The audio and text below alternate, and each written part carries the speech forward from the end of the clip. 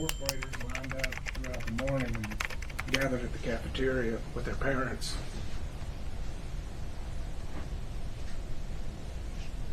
To receive certificates of achievement. It was a day of celebration.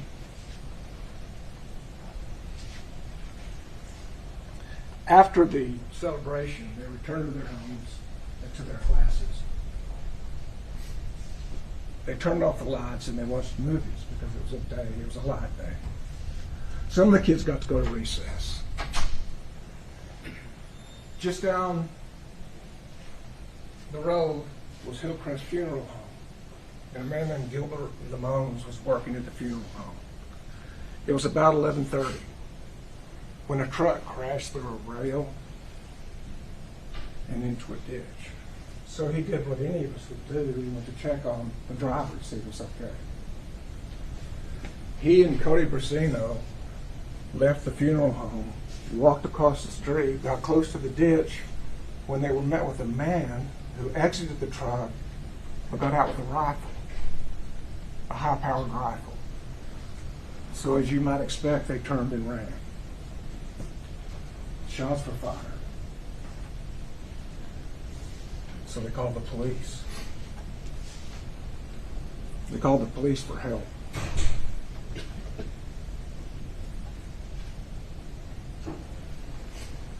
The gunman jumped over the fence, deliberate pace, across the schoolyard to the southwest corner building, and opened fire.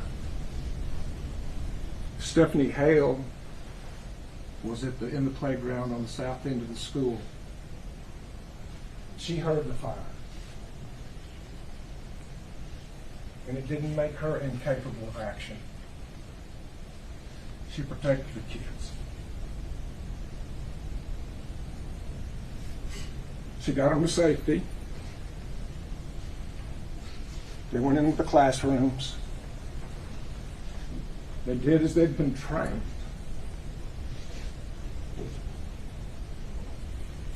They hid in the dark and waited for help, for the police.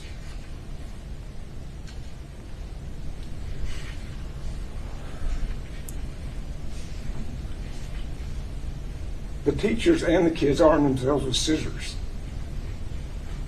to confront a gunman. To confront a gunman.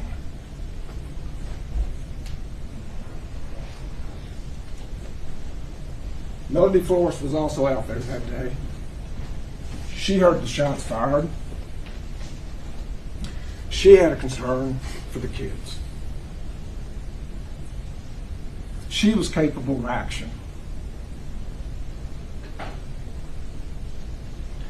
She ran to where the gunfire was sounding.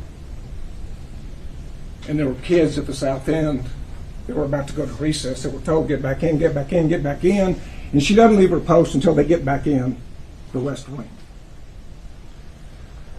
But she stays there so long that when that happens and the last kid enters, she's face to face with the gunman. And he fires on her and she turns to run. And when she turns to run, she trips and she falls. And when she gets up, Adrian Gonzales, the police officer, is there. And she says, he's over there. She urges him to go get him. Adrian Gonzales says, where? Over there. He's wearing black. He's in the teacher's parking lot. As shots are ringing out. This is not confusion. He gets on the radio and says, shots are fired. He's wearing black. He's in the parking lot. He knows where he is. But Adrian Gonzales remains at the south side of the school. The gunman makes his way up the west side of the west building where the fourth graders are. He fires shots into a classroom full of children at 102. Adrian Gonzales remains. He moves down to classroom 104, fires shots into the classroom of 104. Adrian Gonzales remains.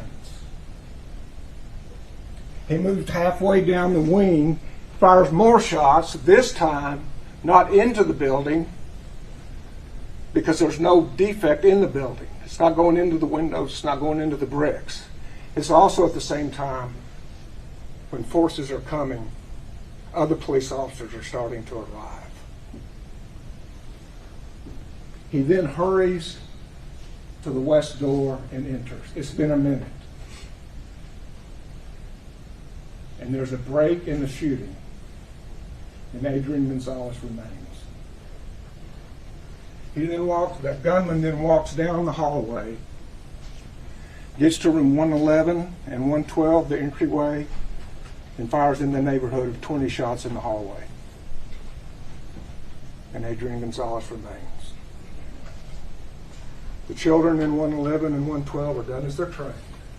In the dark, lights off, be quiet, hide, and wait for Adrian Gonzales.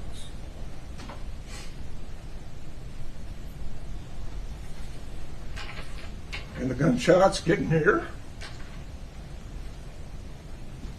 and the slaughter begins. One of the shots penetrates the window going out of room 111. Melody Flores is still urging Adrian Gonzales to go in. She sees the shot come through the window.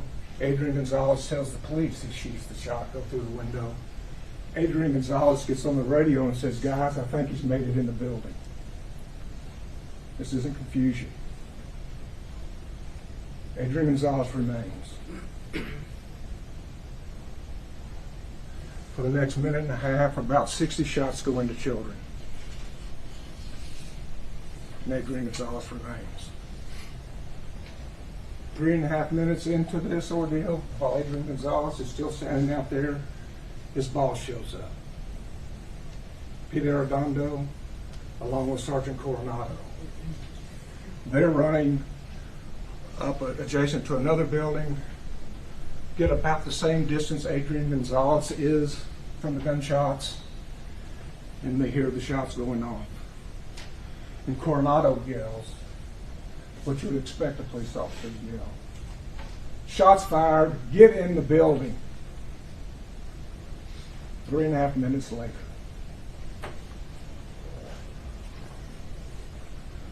So Adrian Gonzales joins the other two officers and Donald Page, who's just arrived, and they go into the building. He enters the building 3 minutes and 45 seconds after he got there, and after the damage is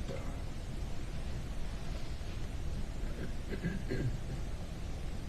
So we ask ourselves, was this his first day on the job? Was he a rookie? Adrian Gonzales was a veteran of 10 years. He'd been at the Uvalde Police Department for 10 years. He'd been at the school district for a year. He had thousands of hours of training. He went to compelled training, which was active shooter training, which is pretty straightforward. When you hear gunshots, you go to the gunfire. But it wasn't just active shooter training. They didn't just sit in a classroom, they practiced. They practiced what do you do if it's in an open area, like this open area. And they trained Adrian Gonzales how to do his job safely. And that is, you look for concealment and cover. Concealment means the gunman can't see you. It may not protect you if he shoots, but he can't see you. Cover means you're protected. The corner of a building means you're protected. We're not asking Adrian Gonzales to commit suicide. He has been trained to go to the corner of a building and distract, delay, and impede the gunman while help is arriving. But Adrian Gonzales does nothing more than mic his microphone and tell other officers what's going on.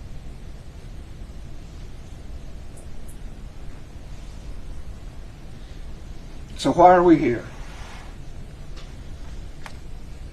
When a child is in danger and calls 911,